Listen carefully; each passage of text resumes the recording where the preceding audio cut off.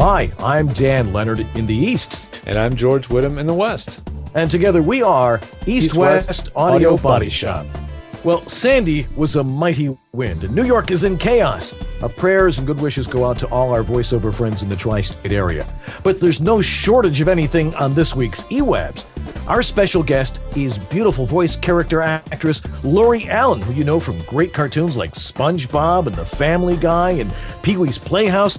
She'll talk about what it's like doing those shows and working with other great animation stars. Lorie Allen is hilarious. I guarantee you guys are going to laugh at her. I can't stop laughing every time I go to her house and help her with her studio. I'll talk about screen capture, how to capture what you see on your screen so that you can use it later to promote yourself. This is one of the best ways to promote yourself beyond just having audio samples, and I'll show you how to make it happen. And in my tip of the week, we'll talk about the term that a lot of people misuse. It's the phrase broadcast quality. It's mythology. We'll dispel all that. And my tech tidbits of the week, little information I've gleaned from the web that I think you guys would find useful. And I'll show you that I'm still standing after 2 weeks. Yes, standing at my desk, and I still don't have a stool. Crazy, yes. And Pat Sweeney will show, we'll have a picture from his home studio showing that he's now standing. That's East-West Audio Body Shop. Like we are every week, we're live this Sunday night, 9 o'clock in the East. And 6 o'clock out here in the West. So set your clocks back, and we'll see you then.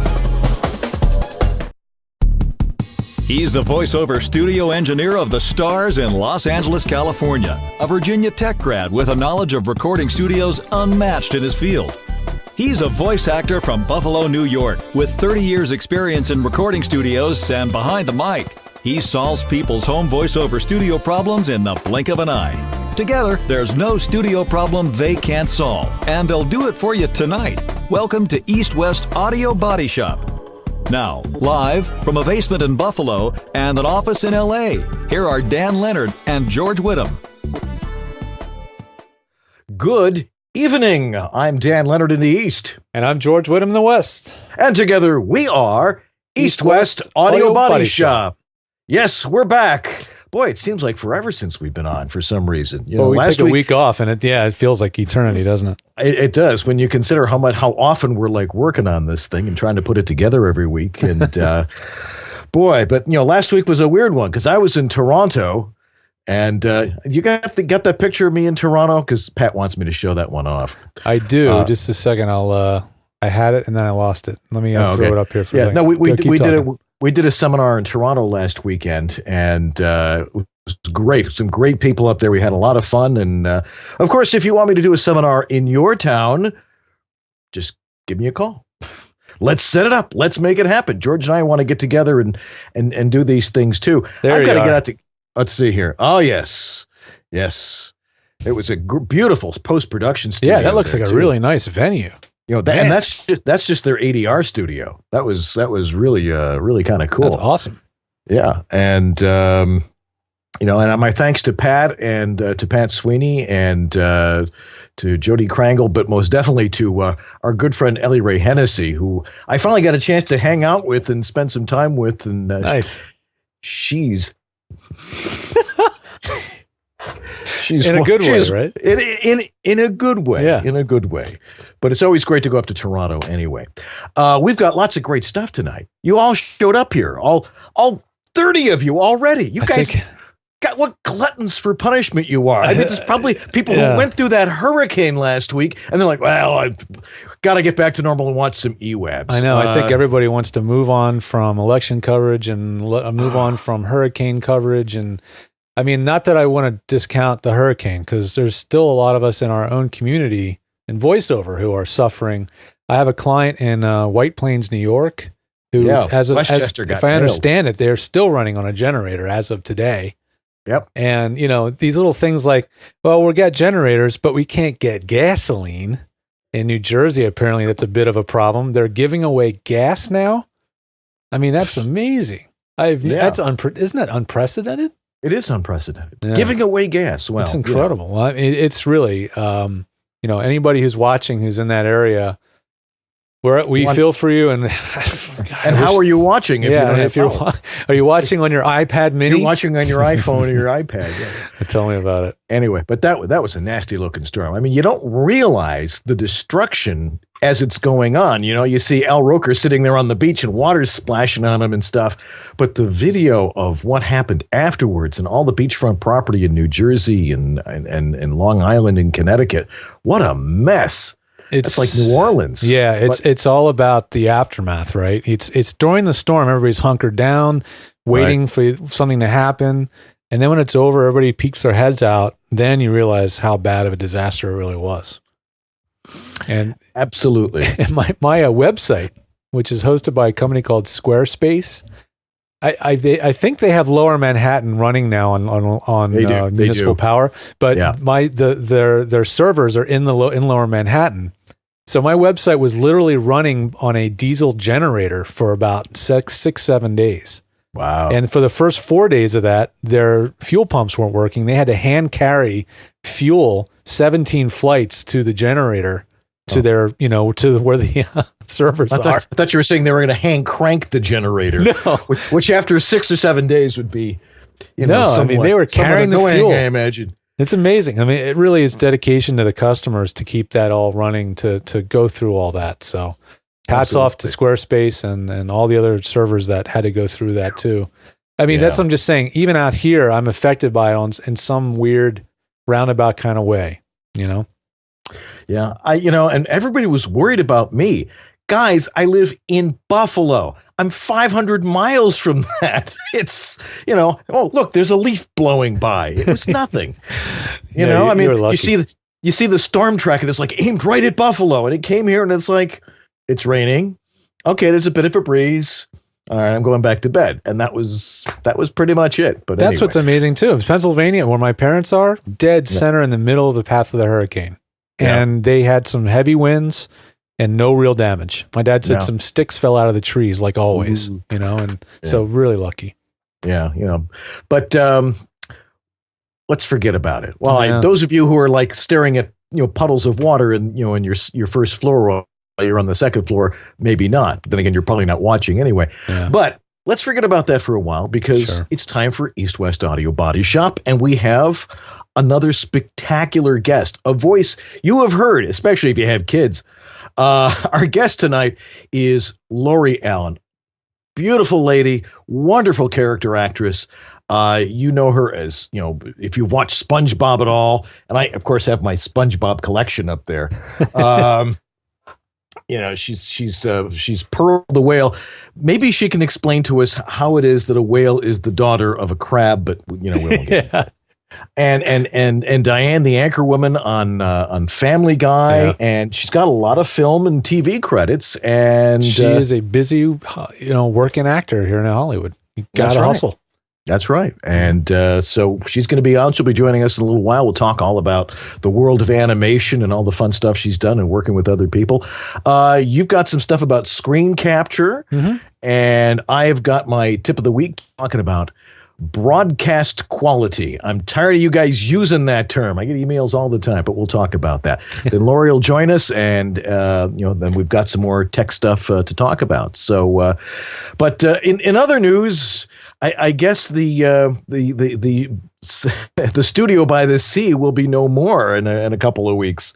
Well, maybe not a couple of weeks, but I think in 2 months for sure.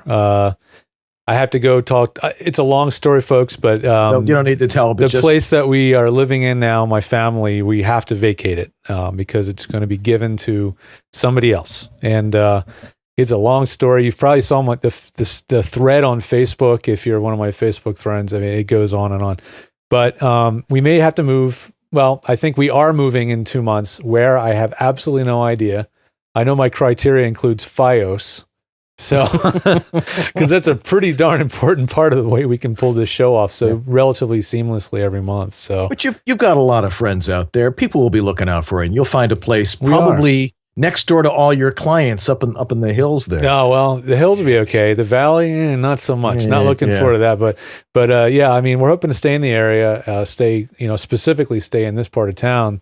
we've made friends here. You know, my daughter's best friends with the neighbor, you know, all these little things that we've been here long enough that it's hard to let all that stuff go. But we do have a lot of friends and people putting out feelers, and, you know, it's a great community that's watching out for all of us. So absolutely, I think it's going to be okay. Yeah. Well, let's get back to what we normally talk about. Although not that our lives aren't interesting. But let's talk about home voiceover studios and voiceover careers and all that stuff that we like to talk about, because that's why all you guys show up for this stuff, right? That's right. Let's get going here. Well, I'll keep this short and sweet because it doesn't need it to be really elaborate. But you know, everybody's got a web page. If you don't, you're a celebrity, or you're just, you know, totally out of the loop. But you know, everybody's got a web page, and everybody's got a list of all their demos on there, and, you know, for each category of style that you work in. And that is obviously a requirement. You got to have it. People want to be able to know how to hear what you're doing and your styles at a click. But there are some other ways you guys could start marketing yourselves. If you've done anything for picture, if you've done anything, obviously, for movies or TV, but if you've done anything for any websites, anything that's had a video with your voice put to it, there is something out there on the internet that you could be using to promote yourself. So that's what I'm going to talk about a little bit. How do you grab the content off the web that has been, you know, that you want to use to promote yourself? So there's a couple of ways, and obviously I'm going to speak mostly tonight about from the perspective of a Mac user, because I'm a day-to-day Mac user, but everything I'm talking about will have an equivalent for Windows, of course, and a little bit of Google searching won't hurt. You'll find the answers to a lot of the stuff, and we'll put stuff in the show notes. But anyway, I was at a client's house last week, Chris Fries, actually, who's actually going to be a guest on the show in a couple weeks. I'm excited about. And he was saying, I'm doing voices for video games. I'm like I'm a lead character in this huge, you know, video game that's coming out. And it's a PC game. And so he's like, how do I, you know, the company didn't give me a copy or didn't give me access to any promo material, which they probably almost never do. So what do you do? So he goes out, he buys the video game. Now how's he going to capture that? Well, on the Mac, I found the easiest way to do that is to use Quicktime. A lot of people don't know that Quicktime, the program that comes on the Mac for free, will do screen capture. So what that means, it'll capture whatever you're seeing on the screen at that time. Now, that's pretty straightforward. You can either screen capture a selection of the screen with a box, or you can capture the entire desktop with a click, and it'll just capture everything. The sticky part, though, is like right out of the box, so to speak, it doesn't capture the computer's audio or the system audio, right? It captures the microphone built into your iMac or your MacBook or whatever. Not so handy. You want to have this like beautiful video with this crappy audio with the microphone picking up the speakers, you know, that's the last thing you want. So what's the workaround? What we figured out was the best way that I found is just using a little freebie utility called SoundFlower. And it's made by a company called Cycling74. But if you just Google the one word SoundFlower, you'll find this little utility. It's totally free. And what it does is it sort of acts like a virtual audio patch bay that lets you route audio from this program's output to this program's input over here without having to use physical cables. Yeah, it's just, it's, you know, in and out, that kind of thing. So what we did was we just used SoundFlower. So we set the output of the system audio. So in Apple, you just go to System Preferences, Sound, and you set the output to SoundFlower. So now the sound, instead of coming out of your speakers, is going into this phantom virtual audio interface. Then in QuickTime, all you do is you set the input for screen capture audio to SoundFlower. So now you've got a direct patch, digital, you know, no loss in quality. You don't have to worry about levels. It's just a one-for-one duplicate of the audio. And then there's another little utility that you can install called Line In, because the problem is now is SoundFlower is taking the audio and just pumping it from point A to point B, but it's bypassing your speakers. So now you can't monitor what's going on, and that can make it kind of tough to figure out where you want to capture from. that kind of thing. So this other little freebie program, free, don't you love it? It's called Line In, and it's from, I believe, Rogue Amoeba is the name of the company. But if I got that name wrong, I will correct it in the show notes. But no, it's Rogue Amoeba. Is Rogue Amoeba? Okay, cool. Yeah, they make a lot of apps. Another like really simple utility. It's free again, and all it does is lets you take any input and then stick it out through any output. So you can take the output of sound. You can take the SoundFlower 2 channel and route it to your built-in headphone jack or your sound card, whatever it is. The way you monitor your playback, it will route it right to that device. So now all of a sudden you can hear what you're doing. You can hear playback. So between these two tools, you can get amazingly great looking screen capture. One last thing, 3, the third thing you got to look out for that we discovered in doing this in practice is, especially for those of you with really big monitors, if you've got one of those big honkin' iMac 27-inch machines, the screen resolution you're going to record those video games at is going to be really high, right? So it's a ton of pixels, ton of detail. I recommend that you run your display at a much lower resolution. The reason being is we found that even on a pretty recent computer, it actually could not capture the video fast enough or smooth enough to make a smooth playback. The captured video was real choppy. So we just reduced the resolution on the screen. So you just go to System Preferences, Displays, and change it to a different resolution. If it's running at 2560 by 1600, change it to, I think it is 1366 by 756. You're going to have to experiment a little bit, make sure that whatever you choose looks good. Everything on the screen will get much bigger all of a sudden and maybe a little bit blurrier. But when you go to screen capture it, the resulting capture will be sharper, it'll play back smoother, and you'll get a lot better results from it. So hopefully this will be clear in the show notes, and one of these days I'll create a little tutorial on this whole process, because with it's a a diagram. With a diagram, plug this in here, but because it's sometimes it's just kind of hard to some people can pick up stuff verbally and go, okay, I see that. Yeah, I know. Then some of us are very visual, and I'm like, okay, that goes here, that goes there. It definitely wants a SoundFlower. Yeah, SoundFlower is still confusing to me. As long as you use it for its simplest function, which is 2-channel to 2-channel, it's okay. Right. But then it has the 64-channel mode. Yeah, right. Forget it, man. I'm still working on grasping how that thing works. So. But anyway, that's just one of many ways to do the screen capture thing. But it'll let you now take some footage from a video game, your specific character, and you can cut together your own little demo reel of your character's voice from the game and put it up on your website. As put it up on YouTube so everybody can see it. Yeah. And it's the coolest way to promote yourself. It'll really help sell what you're doing because it adds that visual component. Yeah, I think my son has something like that. Only he has a unit made by Hop Hog that because he's constantly broadcasting his video games. It's a thing now, right? What are you guys doing? Isn't that crazy? Then? People sit and watch people playing video games online now. They literally figure. There's Ustream. Look on Ustream.com. or .tv. There are shows that are nothing but people watching other people play video games. I know. I have been aware of that for a while. Ever since we started doing this show, we were talking about, well, maybe people do it that way. So anyway, speaking of video games, went to see Wreck-It Ralph today with my son, and what'd you think? It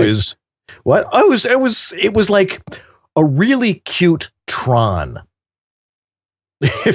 Tron, okay. A cute Tron, with much more lighter characters than Tron, which was of course very dark. But no, this was cute. But the best part was, aside from it was a cute plot, and it was well animated and extremely well acted by the lead character actors in that, John C. Reilly and Sarah Silverman and Jane Leach and Jack McBrayer, who was hilarious in that. Yeah.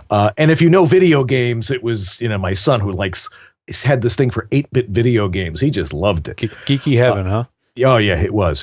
And at the end, watching the credits, when you see Paul Pape's name and Bob Bergen and a few other people's names popping up, hey, I know them. Cool? I've actually met them. Yeah. Kind of cool. It's fun. It is fun. Yeah. Go see it, especially if you're a voice actor, because there was some great voice acting in this. I mean, aside from the animation and stuff, and of course, Lorie will be on a little bit later, and she'll tell us all about working on animation and what a riot that is. And I've done a few animated things, and it's really, really cool. Sweet. Okay, we got a lot more coming up. We've got my tip of the week. We have announcements, Lorie Allen, and of course, you're in the chat room, so participate. We'll be right back here on East West Audio Body Shop. So stay right where you are. Where are you going to go? And you don't have any electricity.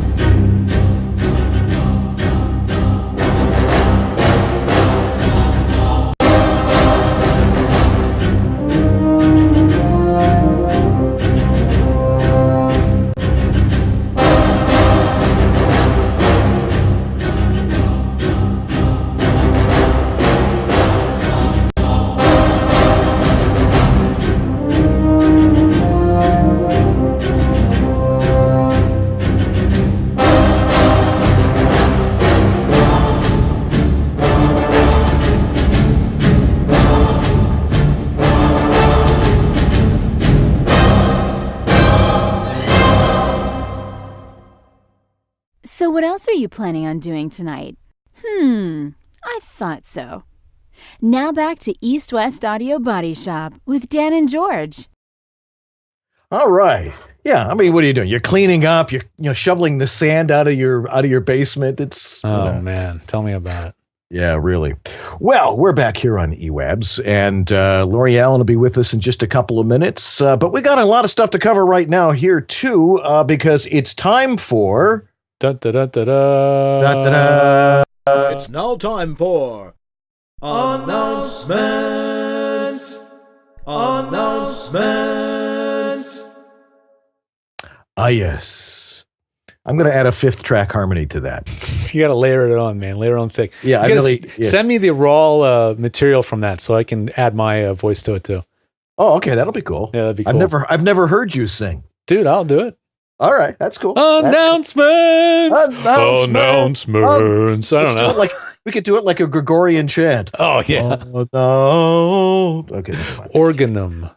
Yeah. There you go. Okay. All right. Well, we got lots of stuff we want to tell you about. Of course, first off, we haven't talked about the East West Audio Body Shop lately. Yeah. You know, you can get your East West Audio Body Shop coffee mug. You know, perfect for your morning beverage or evening beverage, like I do tonight. You know, always have a cup of coffee before the show, because otherwise I'd be. This is the best way to be. And of course, T-shirts and sweatshirts, all this great EWABS gear. You can get it right there. Anything you want, we can print it on there. On a dog bowl. I think they have dog bowls, don't they? I think so. And if they don't, I'll find somebody that does. We'll find somebody that does. So if you want your dog's water dish to say East West Audio Body Shop, that you can go over there. So what's the address to go over there? It's shop.ewabs.com.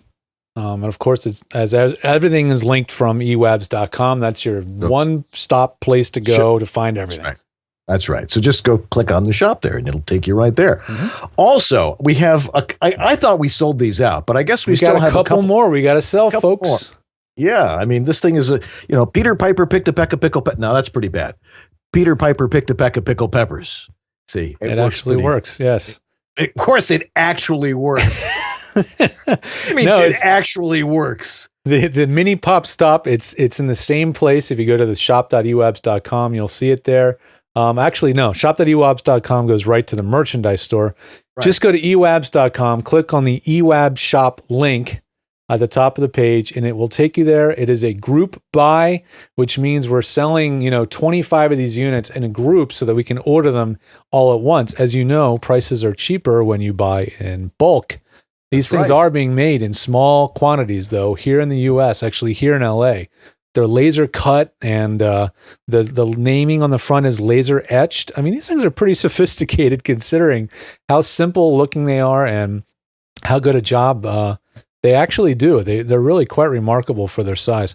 And again, these were designed really specifically for the Apogee mic, but they will work on just about any large diaphragm condenser microphone.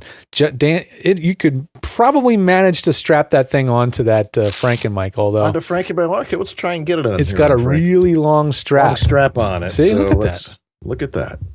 You could make it tighter, but this is just for demonstration purposes. Just for demonstration purposes. But yeah, you can see it fits around a very thick microphone if it needs to. So it's very versatile. So please, I think we have to sell like 2 or 3 more. Just like 2 or 3 more, and we'll finally be able to put our order in. I'm hoping to do that this week and get those all manufactured and shipped to everybody. So everybody that's made an order, thanks so much for being patient. We've had people asking when these things are going to ship, and I promise they will be shipping very soon. And I will be emailing every one of you, letting you know that it's been dropped in the mail. So. All right. And I guess that's it for announcements for today. Yeah, I think that'll cover it. The list seems to have shrunk a bit. Well, there's always more stuff, but we want to make sure we keep pushing forward because I don't want to keep Lorie Allen waiting too long. That's true. Okay. Well, it's now time for our tip of the week. Well, at least my tip of the week. This will open your eyes or close them. I'm not sure. Go ahead.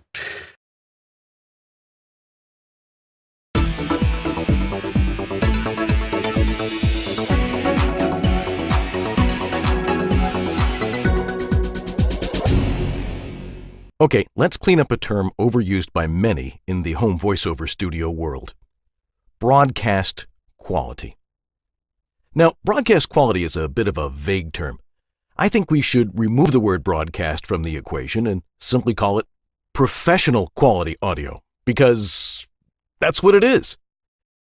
First off, the majority of the stuff we record these days isn't for on-air broadcast use. E-learning, audiobooks, and corporate and small business websites are the drivers of our industry. Now, that doesn't mean that the quality of our audio should be less for these genres. So what, in my estimation, is professional quality audio? Let's simply begin with what it is not. If you listen to, like, say, a web audio of some guy on a headset mic explaining their software product, you'll hear echo, room environment, other people in the background, and hiss or buzzing from an underleveled mic. That's not quality audio. So, to have professional quality audio, there should be no discernible background noise, proper room acoustics, no slapback or echo, voice presence without overmodulation. Now, those factors are fairly easy to control. Also, each studio is a unique environment and will have its own distinct sound depending on what mic you use, how you use it, and of course, how you, the unique voice talent that you are, use that voice. Then there's the noise floor. Now, again, a noise floor is simply a measurement of that noise as opposed to your voice in the foreground. If you were to just record your studio using your mic without your voice, there would be ambient noise. The sound of your computer fan, the refrigerator, the garbage truck, the guy next door mowing his lawn, and, again, any electronically introduced noise like hissing, humming, and buzzing. So the only way if you know your audio is up to snuff is for someone else who knows what quality audio is, give it a listen. I guess there's another way, though. You're either booking work, or auditions are responded to with, and that's my tip of the week.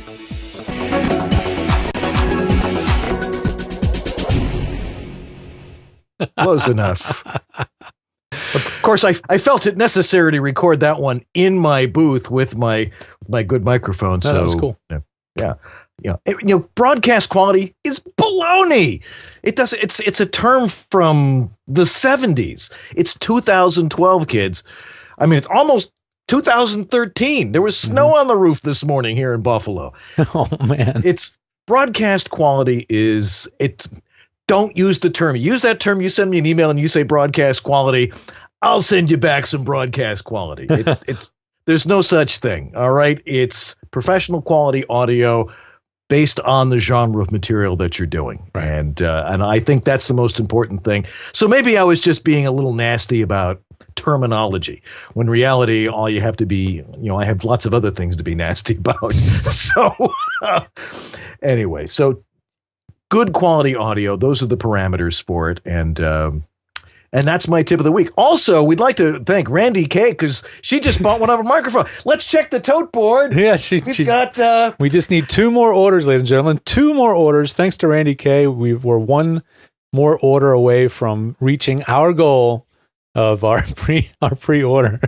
That was awesome. Thank you, Randy. Perfect timing. Yes. All righty. You have any comments on broadcast quality audio? It's a term I've bantered around as well due to a lack of understanding, or just having a buzzword to throw out there, to say what the quality should be, because maybe we need to come up with a new term. I mean, professional quality, of course, is relevant, but it can mean so many things, right? So maybe we need to coin a new phrase. Maybe. Yeah. We'll call it EWABS quality audio. Yes. There we go. We should give it a shot. All righty. Okay. All right. Let's get Lorie on. We'll get Lorie Allen on here in just a minute. So you stay tuned. We'll be right back here on EWABS.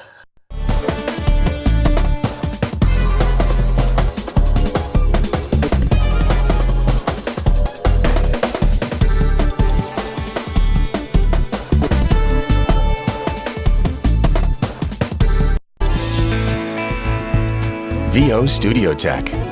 Recording made simple. Hi, I'm Peter McHugh. This is Jim Tasker from Los Angeles, California. Hi, this is Bill Ratner in Los Angeles. Hi, this is Scott Rummel here in Yorba Linda, California. Hi, my name is Rick Wasserman. Hi, this is Tom Kane. Hi, my name is Vanessa Marshall. Hi, my name is Zurich. Hi, I'm Mary McKittrick. Randy Thomas chiming in. Hi, this is Joe Szymanski. Hey, this is Rick Robles. Hi, my name is John Patrick Armstrong. I was turned on to George by none other than Don LaFontaine, who always swore by his health. George is absolutely awesome. ISDN, Source Connect, Phone Patch, FTP, you name it, George has set it up. It's really the best thing I've ever done for myself. I feel free, safe, fearless, like anything is possible in here. Unless you like to look for opportunities to waste time, call George. And he did all of that, long distance over the phone and the internet. I'm very happy with George, and I cherish him. Thanks, George. You make it easy. Now back to EWABS. Thank Dan and George's wives. For what? You have no idea. Now, here's Dan and George. Yeah, really, we do need to thank the wives. Anyway. No kidding. Yes. Well, we have our special guest with us right now. She's right here, right next to us, right here, standing there. Well, she's probably sitting there. Lovely lady, a wonderful voice talent, and welcome to East West Audio Body Shop, Lorie Allen. Thanks, guys. Thank you so much for having me. Hey, I know my dad just clicked on. Dad, I'm gonna for all the viewers, I'm gonna find a picture of my dad on my iPhone while we're talking. Oh, okay. Because my dad, if I could see him, he would take the computer and he would make it nod like this. Dad, you just lost there's your doppelganger, Dan, right? And my dad was going, that's right. You guys have the same mustache. So while we're talking, I'm not. Wow. As a woman, we can multitask. So I'm going to find the picture of my dad as we're chatting. Okay, good. I'm going to find it, and you're going to go, huh? No way. You see, when we meet guys who have, does he have a handlebar mustache? He does. Oh man. See, now the question is what wax does he use? That's the little thing. Oh, by the way, it is Movember. But Dad has an all-natural. I'm going to find a picture from the 80s with my dad's handlebar mustache, and then a more recent one, and you're going to see, like yourself, it never goes out of style. Speaking of Movember, I'm zooming in on my mustache. Let's see here. Sure. I know Lorie can't see it. You'll have to watch it later. I would zoom in on mine, but I don't think the listeners or fans really want to see that. Yes, don't zoom in on your mustache today. Yeah. not quite yet. I won't even give you guys any slack for talking about your strap-on because my parents are listening. Okay? I told you. I did write to George, and I said I'll buy your last strap-on, and I thought that didn't sound right. Yeah, didn't sound right. Right? Patented strap-on pop filter. Yes. Anyway, Lorie, welcome to the show. We've been wanting to get you on for a while. I got to tell you, I'm a big fan. I've been my kids are in their teens now, but I've been watching SpongeBob since SpongeBob was just a regular sponge. But the Before great he was thing, wearing underpants. I think he was then too. But I got to tell you really quick about SpongeBob. We used to, we had a TV in the back of the van, and driving the kids to school, that's what they would watch was SpongeBob. I never really got to watch it. All I could do was hear it. Yeah. And so, and coming from a radio background, the writing on that show was spectacular because you could listen to it and laugh, and you didn't even have to see the pictures, which of course were always cute. But I loved when Pearl the whale would come on, and of course I wanted to ask the question, and it's never answered. How is it that a whale is the daughter of a crab? That's a very good question. I think that from these days, broken homes. No, I'm just kidding. It's a very tricky thing. I think that you're going to have to ask the people who invented SpongeBob really how that happened. No, it's a tricky one. Whenever we're talking to kids and stuff like that, it's something that we just want to leave up to the imagination of all the fans. There's really no viable explanation except under the sea things get messy, and bikini bottom things just get messy. No, we've had a lot of people write in and ask us about that. I get fan mail all the time, and people from people 2 to 92, right, that are just just as inquisitive as I am, and I don't ask because I think it really kind of keeps the mystery fun. I mean, really, truly, we should have a whole spin-off on Pearl trying to find her mom, but then she'd have to be in therapy, and she needs there's a whole other. It's not quite the same field, but. Anyway, so now you're a very successful actress in Hollywood, and you've got some great credits in there. But of course, here's the number one question we ask everybody: how did you get started in the business? So because you're also an on-screen actress. Which came first? Yeah, the chicken or the voice acting came first. And I apologize if I'm looking really distracted. I've got to find a picture of my dad to show you because you'll get. And my dad's going, "Oh my God, Lorie," and he's going to be thrilled when I find it. My parents are both fantastic actors, and they went to theater school, and I grew up in the Maryland, D.C. area, and they went to American University. And they were both theater. You guys will have to text me if I'm right or wrong, Dad. But they were theater majors. They're texting now. Let's see. They were theater majors with radio minors. And they met, and they were the most perfect, fabulous role models. They're both very talented. And so they were wonderful actors and performers and still are. So that's where I sort of got my stuff. I mean, I think if I'd come home and said, I want to be an orthodontist, I want to be a doctor or a lawyer, they would have been like, what? No, they would have been supportive either way, but it was really natural for me to grow up with my mom running downtown to be the booth announcer at Channel 9, and my dad was a wonderful actor and director and singer for him to be, doing all of his amazing advertising at Denneberg Advertising and doing his spots and having us be in his commercials when we were little. And oh, lucky you! Right, musicals and. All my siblings, my brother Alan and my sister Lisa, both my step parents happen to be creative. I mean, it's crazy. It sort of runs in the family as an understatement. So, that's creative household. I mean, I couldn't have been blessed. It was like told me that I could do it, and I saw from a business side and everybody getting involved and participating in their union and feeling, just really lucky. I got to see how hard you have to work and. And that it was possible too. Yeah. Now you did stand up too, didn't you? Yeah. It's funny. I don't enjoy stand up as much as I keep wanting to go back to it. Yeah. Mm-hmm. Keep thinking, oh, this is hilarious, but it's fun when, especially you're on an animated series, because in an animated series, right, you're in the booth with people and you're just horsing around and you get to play with other people. And when you're writing comedy. You're really, it's like a one-off thing, you're kind of doing it by yourself and it's very competitive. Oh my gosh, it's so competitive. One of my best girlfriends, Fia, is an amazing stand-up. I wish I had it in me to get out there and and just hit the clubs like that. So I like the more storytelling nature of things. Like my buddy Bill Ratner, he's a great storyteller. Oh yeah. So I go back to it every now and again because I'll just find something that I think is funny, and I'll talk to a wall. So so I'll get out there every now and again. But it's much more fun. I'm finding as that I get older to be like in a show. You know what I mean? To be on a show with other people. It's just more fun. Or to get a comedy writing buddy. Like I had a good buddy that we would sit and write jokes together. And then you're not alone. And it was actually much more fun. And you could find out if the joke worked. And now I see why the teams. And you go back to those old days of all the guys that wrote on Show of Shows and, that sit around a writer's table, be it on camera, sitcom, animated series. And it's the collaborative effort that makes things so much fun. Like what you guys do. Yeah. It's so fun to people, right? I mean, it's just so much fun. So, well, we had June Foray on, and she did, animation voices. We're talking 50, 60 years ago. And we asked her 70. We asked her if there was, talk about a hero. Yeah.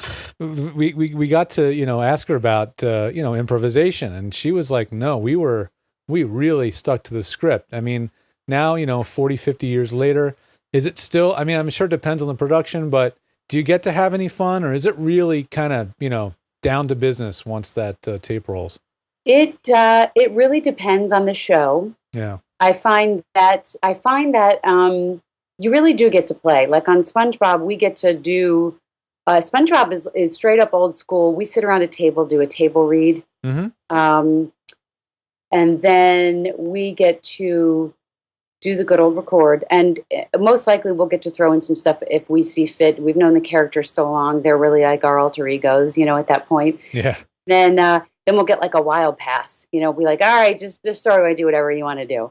And then like some really crazy stuff comes out, and you're like, that's usually the best. Whether they keep that or not, who knows? But yeah, you get like a wild turkey pass, which is so fun. And what I'm sure what's helpful for me, and I coach a lot, which is to tell people that the best thing you could ever do for your career, even if you're a banker or a plumber, for God's sake, is to take an improv class, because you're always going to be up against something that you don't know what your given circumstances are. And if you're selling yourself, right, if we're somehow self-employed or freelancing, you got to be able to like think so fast on your feet. And whether you're selling or whether you're auditioning for something that's an animated thing, or like Target or a Volkswagen commercial, the client wants to hear you improvise. I mean, you put a button on something and you'll book the job. It never goes in the spot, especially if it's a commercial. Yeah. It hardly ever go in the spot, but that's what books you the spot 99% of the time. They're like, oh, the reason we booked you is because you really had that funny, like, oh, really, at the end of it. I mean, yeah, so to be able to play like that and to be loose, that I think the looseness of the improv comes across as authenticity. To be comfortable in your own skin is that authentic, like, you're not trying too hard, you're right. inness. Yeah. I think a lot of people, they get a little tight if they're doing an audition, especially, like most of our audience and myself, we're self-directed, because we're working out of our home studios and being self-directed, sometimes it's like, do I take a chance on this? Yeah. You're going to impress somebody, but you don't get that immediate reaction. And you're like, did I do the right thing? And, sometimes it's always better to work with a director, but, to try and self-direct is not easy, and there's not a lot of people that are really, really good at it. One thing that I think is great about self-directing, the more that I've been coaching, I can look at my booking ratio and be like, oh boy, yeah, I got to up my coaching. It helps me to work, and I really enjoy it. And you have to, especially in a booth, if you're if George has made you a great booth, which he's managed to, we'll get on the I Love George train in a second, right? But yeah, it's whether the mic is there or not. So whether you're a voice person or non-camera person, it's like, who am I talking to?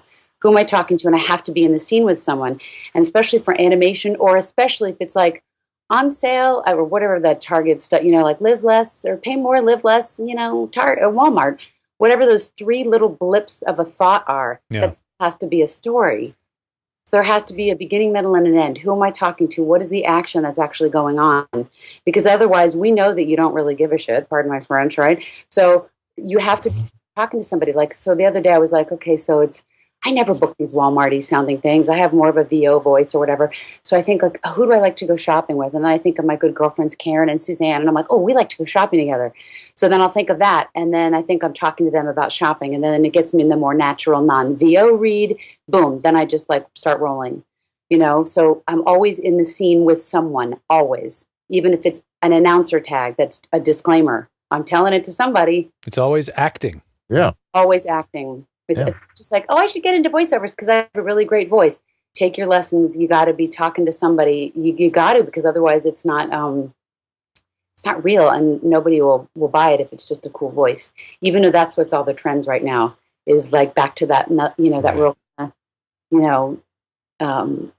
come down and get 2-for-1 Fridays, whatever, like just super down read. Yeah, super down read. Guy next door you want to have a beer with. Or just giving information. I was at an audition at Voicecaster the other day out here in Burbank, and it occurred to me, I had such literally a light bulb moment go off, and I thought, I'm just giving information. Because now nobody wants it selly, and the copy isn't even so much selly. And sometimes it obviously has to be, right? I'm an advertiser's daughter, so even if I'm saying something that's selly, if I'm reading selly copy, it still can't sound selly. So what if I'm just giving you the information, like I'm talking right now? So if I said, so it's 15% off, and you should get that little popper stopper because it's got their initials on it. It's so cool. It'll always remind you of Dan and George. There, I didn't make any different like voice adjustment. I just gave you the information. Right. So then I'll be like, popper stopper on sale now. You should go on the web and buy one from the EWABS site. You don't go into some other like voice. Right. That's right. That's right. So I guess people are always curious about, because you work with some very, very talented people. And that means you're obviously extremely talented yourself, or you wouldn't be in their company.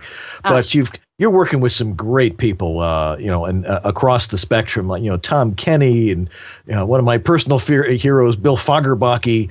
They're the best guys in the whole world. Tom Kenny. First of all, they're just the nicest guys to see because I'm recurring on the show, so I don't see them all the time. Right. When I do, it's just like a warm welcome. They're probably the nicest guys. That would do anything for anybody. Do you know Tom's going to be on our show soon? You got him! Hooray! Yeah, he's going to be on a couple of weeks, and maybe a month or so.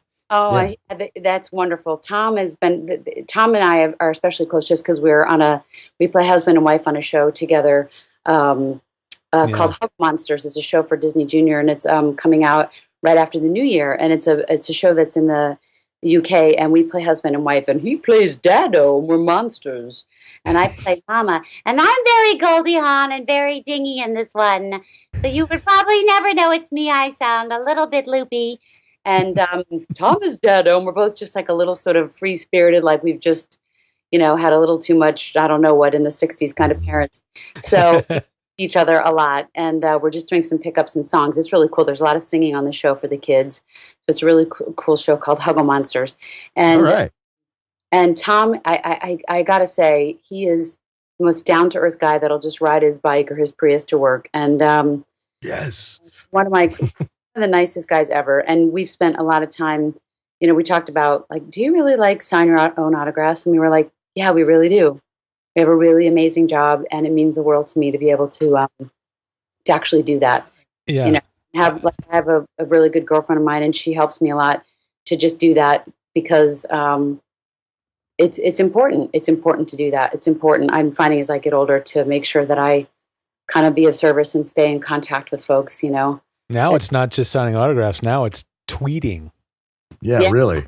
I got to get better at that stuff. I don't get it either. Get on it. Day. It always makes my day so much. Inevitably, I'll be having a bad day or something, and I'll get something that just says, we wish you so much, love and luck and life and abundance and joy and good health for you and your family. And I'm always just like, oh my gosh. So it means the world to me, and I just sort of stack up, and then every like 3 or 5 or 6 months, I'll just sit and crank them out. And I always get my best girlfriend Karen, and she helps me, and we sit and answer them all. Yeah. And then they go up on fan sites, and it's kind of weird. And all of a sudden, Czech Republic is like, wow, Lorie Allen answered a bunch of fans. You'll get a bunch more from some other part of the world. So it's really cool. Can I answer a few or ask a few from the chat room? Yeah, we got lots of questions here. I will talk too much. So yes, please. No, please. Is it important for someone at your level to have a home studio, or are you working mostly in studios outside of your home? Good question. I do a lot of both. It is really important. It's a luxury, but it's also important to be able to have a home studio, because they'll say, hey, Lorie, can you jump in the booth like right now? I was listening to Tara, your interview with Tara, and yes, and you heard from Bo and Bill Ratner and everybody, you guys included, from your end, my end, all the way around. You'll get a thing. We need it by the end of the day. Perfect example with everybody back east. It was just, as I'm watching the news and I'm sitting there crying about what's going on in Staten Island. Laura, can you jump in your booth and do a PSA audition for the Red Cross? Can you do a pickup for this thing? Can you get in the thing and do one more spot for The Bachelor? Yes. So you got to be able to jump in the booth. And then absolutely, there's the good old folks at the Voicecaster right around the corner from me in Burbank. I live in Hollywood, and got to be able to get in your car and jump there and go be able to get to where they need you quick too, and then get to your agent's office, and then get to the different studios. So you have to be able to kind of get everywhere. You're sort of on call. It's like, I remember back in the days of New York, when you had your pager. Even when I first moved here in the early 90s, you'd have your pager, and my agent would have like a 2 if it meant like call, a 2-2 if like you're late, or a 2-2-2 means that means I booked something or I'm really, really late. So it's important to kind of be able to sort of be all over the place, especially with on camera too. I got to be able to. I've changed in the car more times than I care to tell you. I'm sorry I missed that. So what exactly is your home studio like? Now George tells me it's modest. It's my old home studio was really interesting. I maybe George could answer this one better for me. My old home studio. I'll start with that. My old home studio. I was in a show called Reefer Madness. It was this amazing musical. Oh yeah. I've seen that. That's a funny show. It was a great musical with some great friends who wrote it and directed it and performed with me. My buddies, they're my long lost crazy family. We had a great time doing it, and I remember just being so tired, and we sang our brains out. So I remember just being like, "Oh, wouldn't it be neat to have a studio?" And I want to say I did not know George at the time. We were not professionally dating. No, I didn't know George. So I think it was like 1999. Yeah. So I'm sure like maybe Don LaFontaine and other guys had the studio, but I swear I feel like I was maybe like Randy Thomas or somebody, another one of my great like ladies that I so look up to, maybe had a studio at that time. So I had it for forever in the downstairs of my old house. And it was a rather big space, just the nature of the space. And then when I bought my home with my fella recently, it's an old, really cool, like 1937 old Hollywood Hills house. And so the most sound appropriate and location appropriate, if you're a clothes horse and you like to have clothes and jewelry, is this front hall closet. And lo and behold, George can make it work. And it's a good thing I lost 20 pounds recently, because and it's modest, but it's beautiful. And there's like a window coming in, so I can actually see like beautiful outside, and we final soundproofing because we are just moved in like I think 10 weeks ago. So George, they had to tear holes in the wall to put the electrical in, And so it's modest, but it's much smaller than what I was used. Before was gorgeous and huge, but it doesn't really matter because George, as everyone knows, can make wonders. So out of tiny little spaces, I'm sure if I could, record in a 4x7, shoebox, he could do it. So, well, it really does come down to how many hours a day do you have to spend in there, and if mostly what you're doing in there is little quick things, pickups or auditions, a small space like that can work just fine. Yeah, exactly. Small space can just work just fine. And I definitely know that I was like, if I started doing more, if I had more promo stuff like I had before, and because I'm lately in the past couple of years, I've been doing a lot more on camera, then I'd swap out the linen closet, and then it would be a nice big studio back again. But for right now, it's fine, and we actually will be able to put the ISD in it, and then I'll just probably lose another 10 pounds, which will keep me on my diet and in the studio fitting just fine. It'll be perfect. What kind of equipment you have in there? What did you stuff in there, George? What do we have in there, George? Tell us, George. Well, because of the use of a Zephyr, we do have a little Mackie mixer in there to make it a little easier to do the headphone mix and stuff like that. But there is a Zephyr. She's got the Zephyr Express, which is sort of they don't make it anymore. Ancient. But it's still, It still works. It works. And then, works. I mean, equipment they made for broadcast that's made for, pounding on at the radio station tends to last. And this thing had, and then a little Mackie, like I said, a Mackie mixer. And then we pulled out an old M box that was probably put in when you first built it in 99. Yep. And just replaced it with a nice, simple Apogee 1. Yep. And you'll throw that in your bag with your laptop from time to time to do auditions when you're traveling. And I know when you moved into this house, you only used the Apogee 1 mic and your laptop because you just had no space to set up a mic, exactly right? When we were in the middle of escrow, we were in this apartment complex, and I would just sit down on the floor and use the Apogee 1 mic and my headphone, and my boyfriend would be like, I was like, is it time for dinner yet? And then, get up off the floor and then come back and record my auditions or jobs for the next day. Yeah. And then the microphone is a Sennheiser 416. Correct. Mm-hmm. And what was so great, too, about the Apogee is that when I go home to visit my folks, George said, why don't you go sit next time you go home and sit in your folks' car and close the door? And that's the best soundproofing at all. And I was like, I got to go, Mom. I'm not killing myself in the garage with the garage door and the car running. I'm just doing some voiceover auditions. I'm feeling not suicidal by the holidays by any stretch. I'm feeling wonderful. Your food is great. And I'm going to go sit in the car for a minute.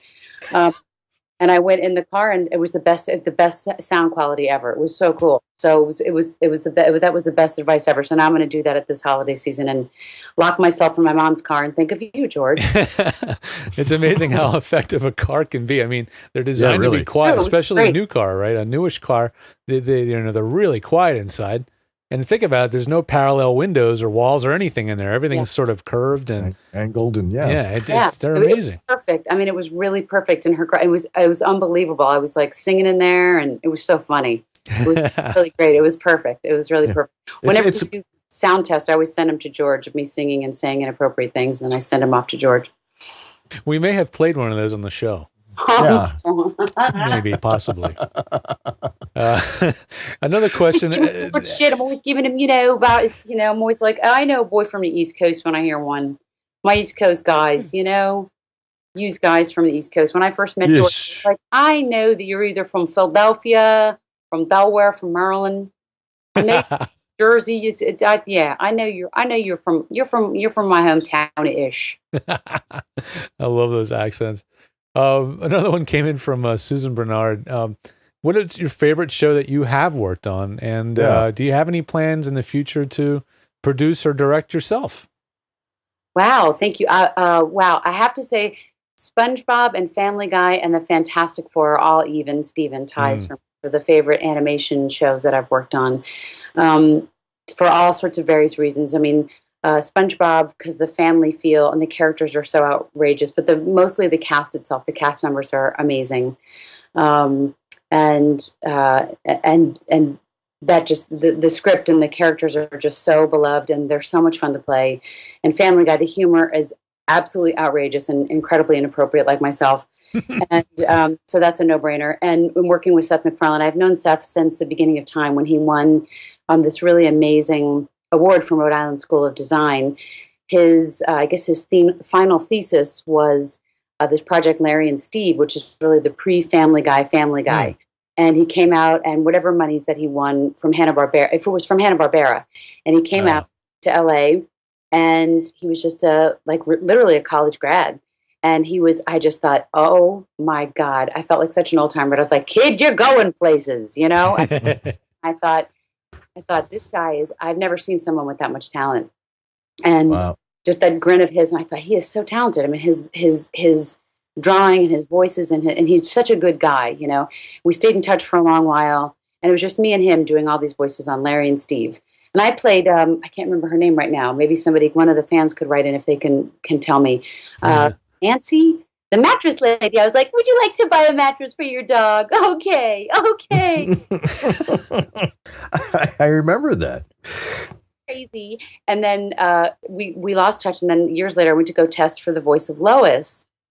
And there was Seth. And you think I would remember, but it was out of context just enough, and just a few years in between the two, that I was like, oh my God, there's that brilliant young guy at Fox, and then the end of story. So from the utility player till forward. And then the Fantastic Four, I met the fabulous Bo Weaver, was my husband, and Quentin Flynn was Johnny Storm, and then and Chuck McCann was the thing.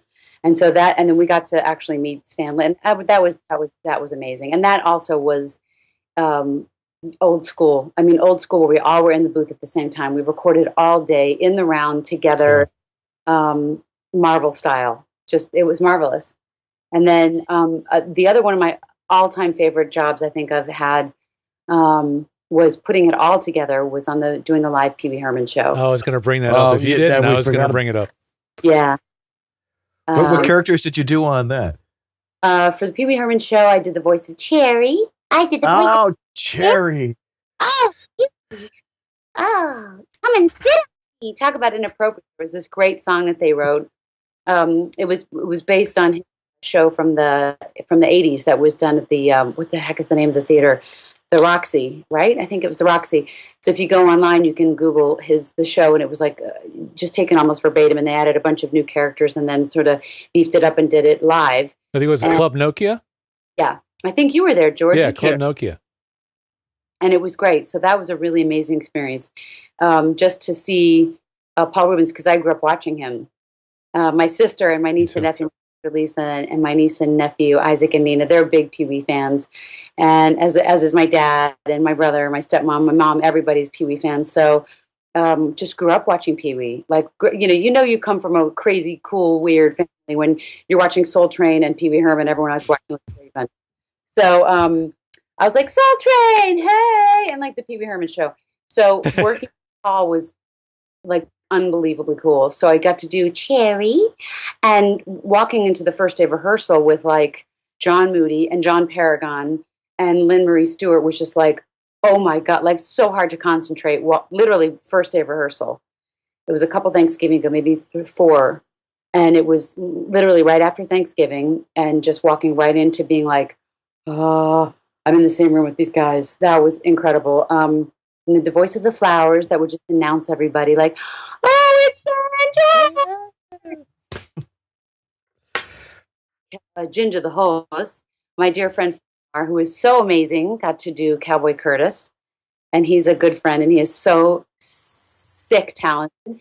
And so I got to play the voice of his horse for a couple of lines, Ginger the horse, and I thought she might just sound like Dixie Carter. I thought that'd be a tribute to my mom and my grandmother, Martha Tom and Martha Ann. And they sound like that. So that was Ginger.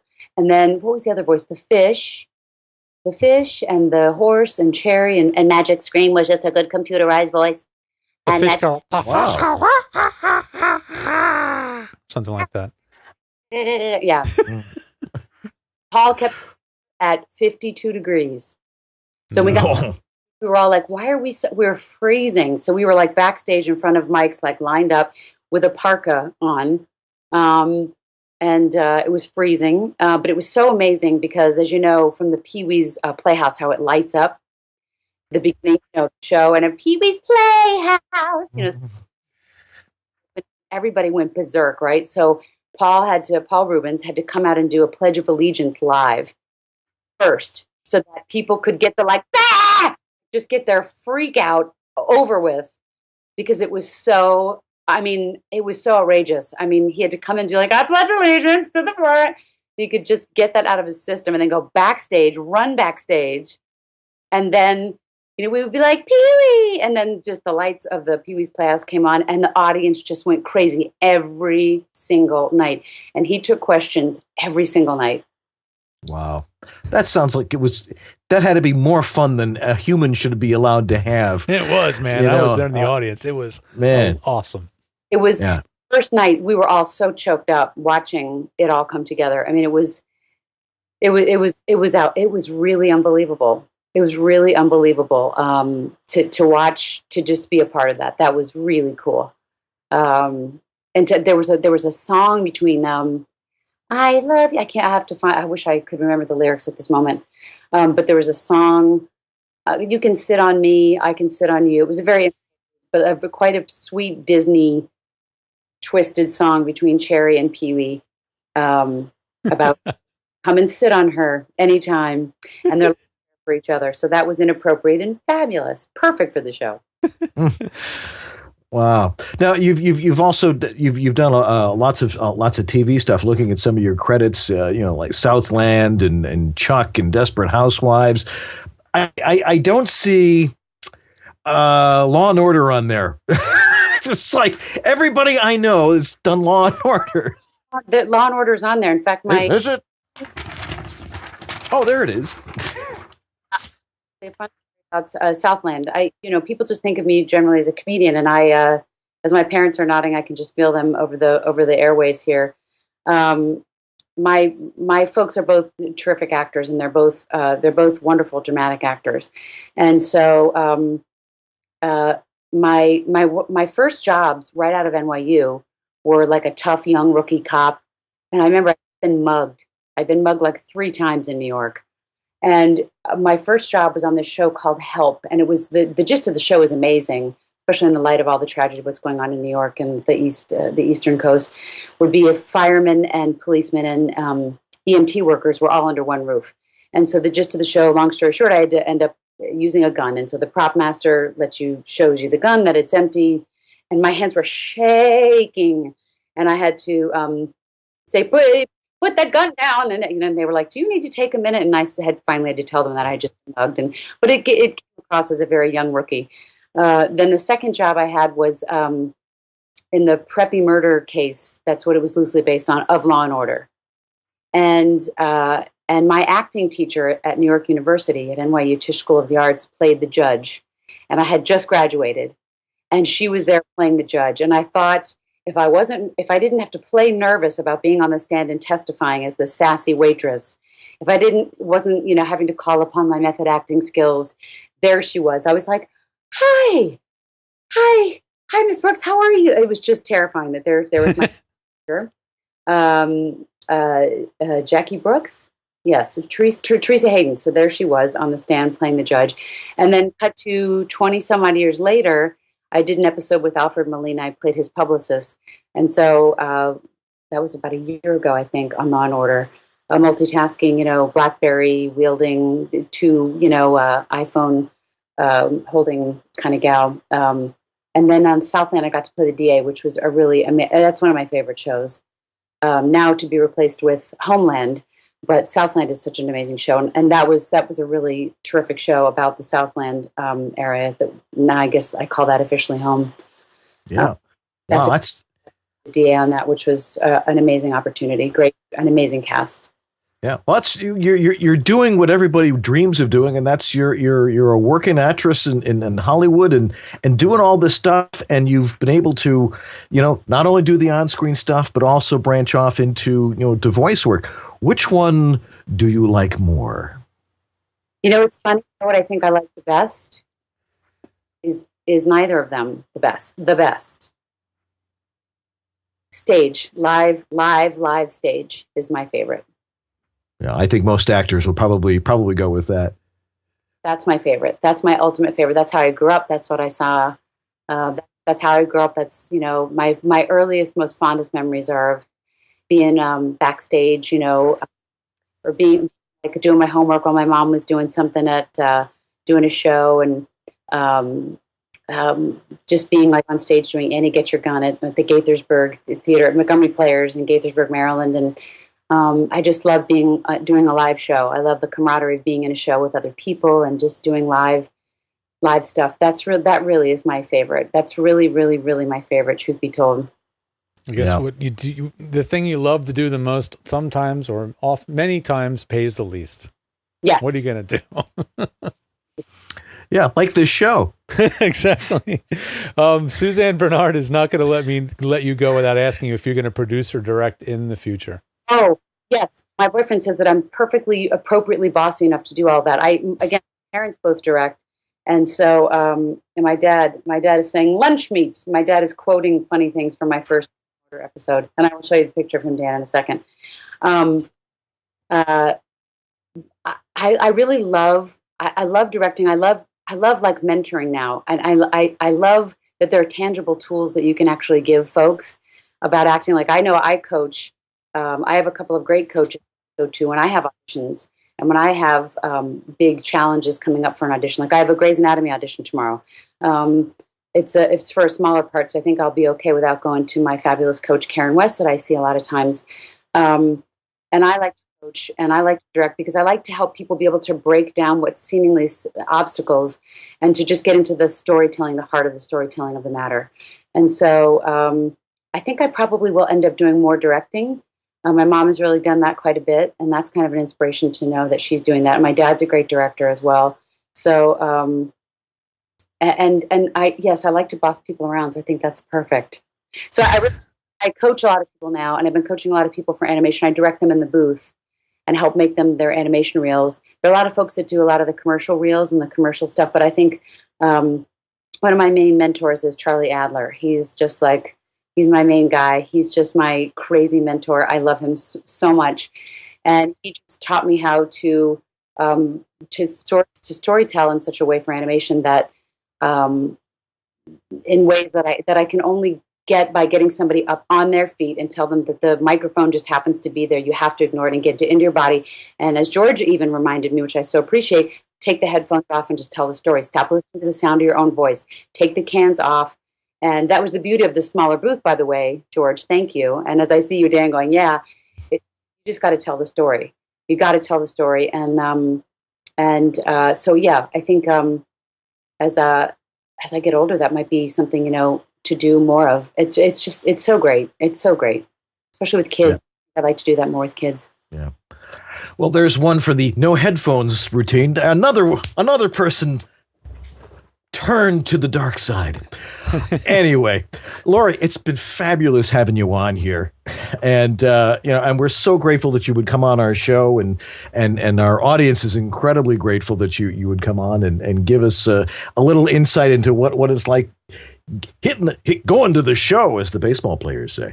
Because everybody wants to get there, and the more we can emulate successful people, the more we have a chance to be successful. Well, everybody's just got to do it. Everyone just has to follow their dreams. You gotta tell the story, and you got to just take the chance that you might actually find something that you're so passionate about that you can actually do it. You think that like, oh, I can't do it. There's too many people in the business. People tell me I have a good voice, but so does everybody. Well, you know what? We all have to start somewhere. I mean, you can't say no until if you haven't tried. You just never know. You've got to try it, and you have to stick around people that are going to be a good support system, who are going to tell you yes you can, and you have to stay creative. So if your job is something like that has nothing to do with this whatsoever, then be around creative people. Like take a creative writing class, take a dance class, like work with clay. Like I'm teaching myself to garden. I have the brownest thumb. I was like, I got to stay creative. During the downtimes when there's stuff not going on, you got to find a way to stay creative so that you don't get in your head. I mean, I know that's where I go. I get like bummed out. And it's like, I got to stay creative. I got to stay positive and stay around those kind of people that'll help me, stay in that space, Stay. Absolutely. And here is a picture. I got to show you this. Oh, yeah. I want to see this. Yeah. That's a picture of me and my dad from 1980 something. So that's my dad. Look at my dad. Wow. So I have to have a little more hair on there, but son of a gun. I'm like, hi, Poppy, how you doing, right? God, believe it. Why? And then I'm going to try to find a picture of my dad now, because you'll be like, what? If my dad, if he could, Dad, you have to go, because this is your show. Well, we're not on the network. We're not waiting for the news or anything. Yeah. I have to for my dad now because it is so uncanny. I can't even tell you. It's so bizarre. But I can't, of all things, on my on my iPhone, I can't find a really... If you're like me, you have 3,000 pictures on your phone, so... Yeah. You guys have such a great show. I love listening to them. I was listening to them all this weekend, and it's just really great. Thanks for joining us. Yeah, thanks for joining us. We have a lot of fun, but we have more fun when we have great people on like you, and that's why we do it. Well, I'm really glad I could be here, and thank you so much. Thank you. I'm really glad. I love that you were like, I'm in Buffalo. I wish there was something more we could do, like give out popper stoppers to everybody on the East Coast. I know. To help bail out. Surprised, but yeah, you guys are of great service, and so it's what you do is really important, just to make sure that everybody's listening and staying in touch. It's a small community, It is. Lorie, thanks so much for being with us tonight. Guys. All righty. Bye, Lorie. Bye, everybody. All righty. Lorie Allen, star of stage, screen, and your ears. That's the best place to be. Anyway, we've got more coming up, so stay tuned right here in East West Audio Body Shop, and we'll be right back.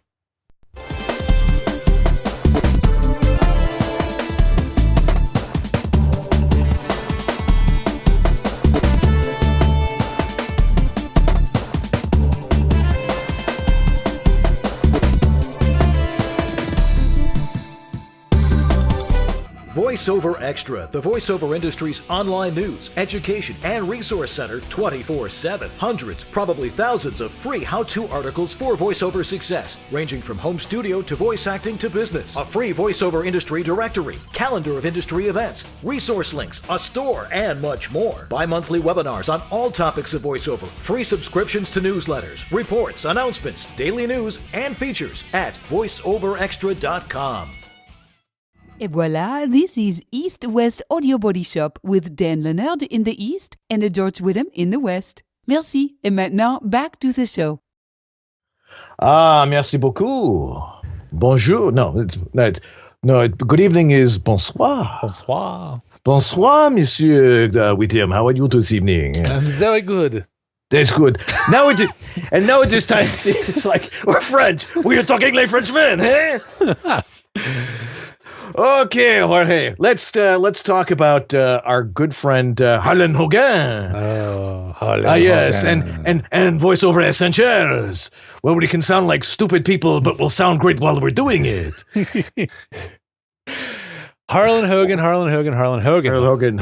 He just finished a promo of his boom strap. I know that just ended, so I can't really tell you to rush out and don't miss that promo because that's over. But he's always got some good deals going on, and I will say about Harlan's products, you know, I have a new respect for the Portabooth Pro. I got to try it in a client studio a couple weeks ago. Actually, not the studio, but I tried it in a kitchen, kind of demonstrating the worst case scenario as to where you could actually put a microphone. You know, like a live kitchen space is a nightmare. Marble countertops, all hard surfaces. So he had just gotten a Portabooth Pro to take with him on a trip to New Orleans for a wedding. And I was like, well, let's just set this thing up. We stuck his I think he had a Sennheiser 416, and we plugged it into a Shure X2U interface, and stuck it in there, and we recorded a little bit, and we deployed that hood, you know, that it comes with, that the little black hood that comes on. Yeah, we deployed that, stuck it over my head, and I recorded it, and I was like, okay, this silly looking flimsy piece of fabric actually makes a difference. I mean, tangible, like it really, really did work. So, I mean, again, it's not going to stop background noise. It's not going to keep lots of traffic noise and noise from machines and stuff. That's not what it's designed to do, but it will deaden the space around you really effectively. So it does what it's supposed to do. What do you got over your shoulders there, Dan? Well, I've got the ABS. This is the what do they call this thing? the adjustable boom stop. Yes. The ABS. Yes. Yeah. Now this is a great thing to have, and the way you use this is if you've got your typical boom mic stand, you can hang the Portabooth Pro and Plus on there, and this will actually keep it from falling over, from sagging, and that way you can really adjust the height of the Portabooth perfectly. And and the thing is a Portabooth is a really nice unit it can be for a mainline studio if you use it properly. And of course, we're happy to show you how to use one. All you have to do is ask. But we keep Frank and Mike safe with the ABS. So cool. That's the most important thing. So Harlan, thank you for all you do, and go over to voiceoveressentials.com and buy his stuff, because it's the best stuff there is for doing voiceover. That's his new tagline. Yeah, all right. Let me write that one down. Our best stuff for doing voiceover. All righty. Well, we're in the home stretch here, and we've got a couple other things to go over here. First off, our great friend Pat Sweeney, who I think is right there. I see his name, so I think he's probably right there. Mm-hmm. I was able to personally stand in this studio last week when I was in Toronto at his wonderful home and met his wonderful family, and in his wonderful city, he's in Etobicoke. Oh, really? Yeah. Now, I forgot to tell him I went to hockey school in Etobicoke. I wonder if the Twin Rinks is still there. It was the Etobicoke Curling Club. All these people are going, what the hell is he talking about? But when you're a hockey player and you live on the Canadian border, you're in Toronto a lot. So, or as the people in Toronto say, Toronto. Toronto? Toronto, that's right. They turn it into two syllables, a two-syllable word? Yeah, almost one. Well, a true Philadelphian can say Philadelphia in two syllables. Philadelphia. I don't think so. Philadelphia. Philadelphia. Anyway, Pat did a great job of really redoing his studio. His room is about the same size as this. I mean, it was like freaky. This is almost like what I have. But he did a great job. I'm going to bring a picture of it up right now. Let's show. It is. Let me just resize so it shows up in the shot here. There we go. So he got he took a play from a playbook using a coffee table, or this looks like an end table, basically a small version of a coffee table. Because you can go there's lots of IKEAs in Southern Ontario. Oh yeah, well IKEA is the perfect place to grab these random objects at very low prices. And he just threw it on his desk, and he's got sort of a high-low setup. So on the right-hand side, underneath his acoustical cloud, which is really cool looking, he's got his copy stand on top of it. He's got a layer of acoustical foam on top so it doesn't reflect. And so he's basically created himself a big copy stand that has lots of space to work. You know, it just makes for a flexible workstation. So he's created sort of like a high-low desk again. So he can decide to stand and work, or he can sit down next to that desk. And some of the people that talk about doing standing desks say it's good to have a transitional phase. Right. Don't necessarily do what I did, where you just say all in, cold turkey, go from sitting to standing. I can't say I don't like it. I'm getting used to it, but it's a commitment. But in this case, he can work sitting or standing. So I like the use of the IKEA end table there. Yeah, it really is nice, and and he surrounded himself with office dividers, which are of course treated also, and then he has the panel above him, because we're always talking about reducing the acoustical size of the room, not necessarily the actual size of the room, but at least the acoustical size. Right. And it's adjustable. He's got those hanging by chains, and it's you close the door, and you're off on your own, and you don't have to be totally soundproof if you're in a fairly well isolated part of your house, and you're not in the front of your house towards the street if you're towards the backyard. Right. So all you hear is everybody's dog. Right. But that's a great setup that Pat has there, and I thank him for inviting me upstairs and going, whoa, all right. And it's better than that coffin he used to talk into. He had one of those, what was the name of that thing? And it sounded pretty bassy, and it really sounded like he was in a coffin, which I suppose if you're doing Count Dracula, it's okay to do that. But, and Pat could never do that. That's just not his voice. He's so much more formal than that. Mm-hmm. And but it's a great little studio in there. And again, reminding you don't have to go all out and build a new wing to your house. You can just improvise, be creative and resourceful, and ask George and I, and we'll help you out. Use the space you got. Mm-hmm. That's right. And use the space you have, like I did, like with my closet here that I've coveted all these years, and it's now all mine. And I also like to thank your wife Amy, who's now proofing the book I'm working on right now. Yeah. And which I am doing right out of this closet right here. And it's if she's doing proofing work, and that's a big thing that's coming up, because everybody wants to read audiobooks, but nobody wants to proof them. Don't proof them yourself. I mean, what a time there's saver. a reason why there's other people involved in writing a book or anything else where you got to have somebody else completely objective read along and listen to what you've recorded. So try not to self-proof. I know that when you're getting started, you're working on 0 or very low budgets, especially if you're doing things based completely on what's it called? Profit sharing? Royalty share, where it's, get somebody, your kid, your neighbor, your mom, whatever it is you can, whoever will proof that thing for you. You need to have that second set of ears and read that thing. Yeah, I was going to say someone who actually can read. Well, yeah. Unlike me, which is why I need a proofer.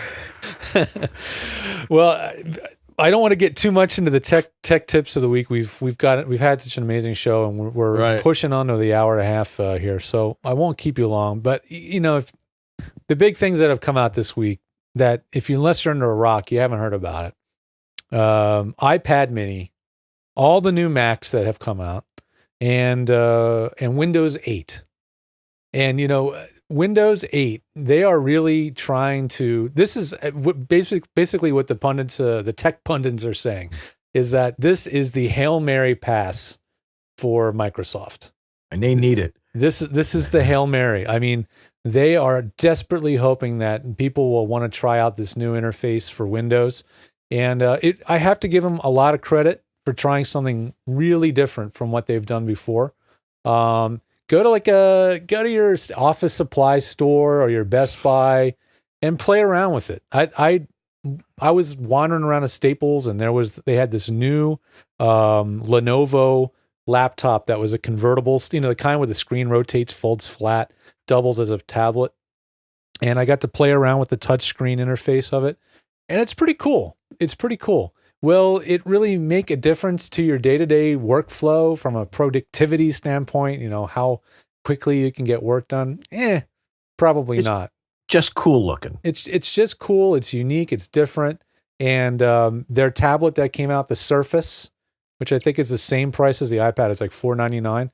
It's unique because it's got the screen cover folds out and then becomes a keyboard for the pad. So for those who miss a physical keyboard, it comes with one. But can you record on it? If you get like a real computer, like the Lenovo is not a Surface RT computer. If it's Surface, then it's running Windows 8 RT or whatever it's called, and that's sort of like the iOS-y iPad kind of stripped down version, right? But if you get a full-blown laptop or an Ultrabook, as we're calling them these days, which are basically Intel's way of branding MacBook Air style computers, right? Super thin, very light. But if you get one of those, then you'll have a fully functioning laptop that can do everything a real computer can do, USB ports and the like, and you can run real software on it. Do you run out right now, buy Windows 8 and put it on your PC? No way.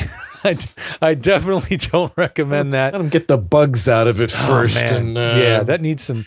It's not even. It's bugs as part of it, but just it's support from the developers, the hardware manufacturers, and all that stuff. Just give that one some time. I know how it is with Microsoft Windows. It's a slow adoption. I'm still running XP on one of my old laptops because it just works. XP? If you're running Vista, you're nuts. You need to move on. If you're running Windows 7, you're like most people, and most of you will be running Windows 7 for a while. But iPad Mini, that's the top of my Christmas wish list. I want an iPad Mini, mainly because I don't have any other iPads at this point. So this to me seems to be the perfect all around size. It's under a note of that. George wants iPad Mini. Thanks, Dan. Thanks for indulging me. It's like 2/3 of a pound, so it really feels like you're holding a book as opposed to the bigger ones. But it still has a pretty sharp screen. It's not the Retina screen like on the iPad 3 and now the new iPad Retina, which is the fourth iPad. I don't know, Apple.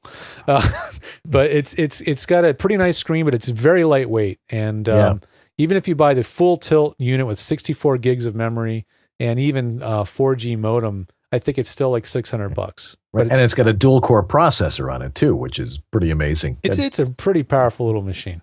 If you've been on the fence for a while, if you've been on the fence between getting a Nexus 7, which is really nice, or the Amazon Fire HD, and you're on the fence, the one thing the iPad can still do that none of the other ones can is record professional quality audio from a real digital interface like an Apogee mic or one of the other products like the iTrack from Focusrite. Nobody else can do it.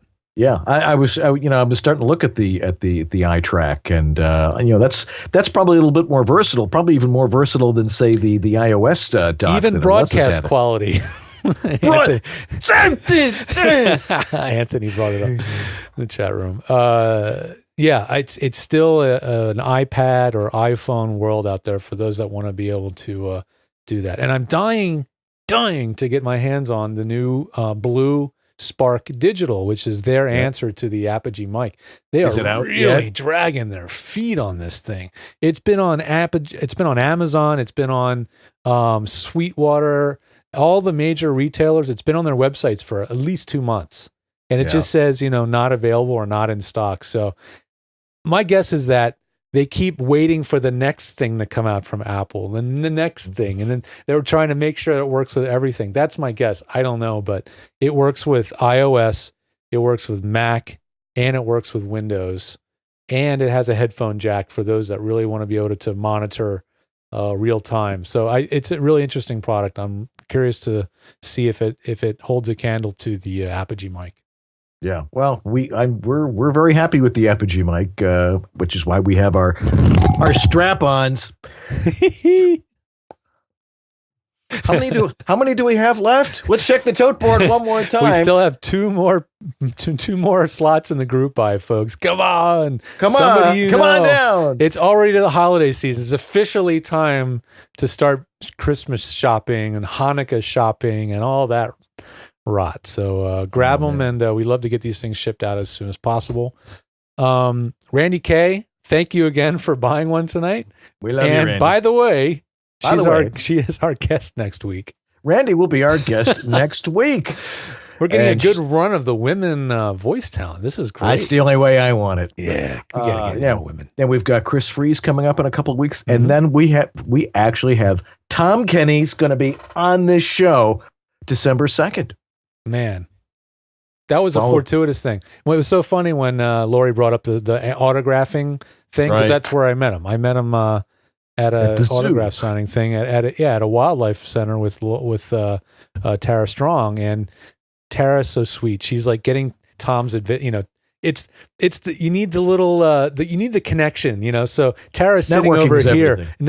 Tara's sitting over here, and I'm talking to Tom, but Tara's like, Tom, hey Tom, this is the guy that did my and then it's like, and it's that little thing that takes you from just another dude to somebody who they want to talk to. It's networking. It's everything. So I was so pleased when he actually responded to my email. He immediately wrote his AOL email address on my card, and I emailed him, and he did get back. And what a nice guy to want to participate in the show. So yeah, that's excited. Great. Only the best for you guys. Oh boy, do we hustle for you? Yeah, really. Anyway, I think that's going to do it for this week. I think that'll do it. Is the cold weather starting to settle in here in the Northeast? Oh boy, the leaves are off the trees, and not here. I took Ella to the pool today. Yeah, that's it. Rub it in. Sorry. Alrighty, but we got lots of people to thank tonight, and of course we've got to thank the Mrs.'s, because if it wasn't for them, I don't know how this would happen at all. Nice. Yes, you can go play with your friends tonight, that sort of thing. And thanks to Marcy and Amy, and of course to our wonderful producer, Catherine Currendon down there in San Diego. Currendon. She's gonna kick your butt one of these days. Currendon. There's no N in the middle of it. I said Currendon. I knew if I didn't say something, she would bust my chops. So. See, I just know her family from here because she's also from Buffalo. Oh my gosh, the Buffalo connection. Yeah, there's lots of it. There's a lot of us out there. I like buffalo sauce, hot wing sauce. Oh yes, well, Frank's hot sauce. That's right. Frank's hot sauce is lots of butter. That's how you make chicken wings. Mm-hmm. When you come to Buffalo sometime in the future, well, I'll take you to the Anchor Bar or to Duff's, and you'll see what real chicken wings are. Anyway, let's poke it with a fork, everybody. Yeah, I think it's done. Yeah. Anyway, I'm Dan Leonard in the East, if you haven't figured that out yet. I'm George Whittam in the West. And together we are East-West Audio Body Shop. Have yourselves a wonderful week, folks, and we'll see you next week right here. Same time, same bat station. Take care, everybody. Bye.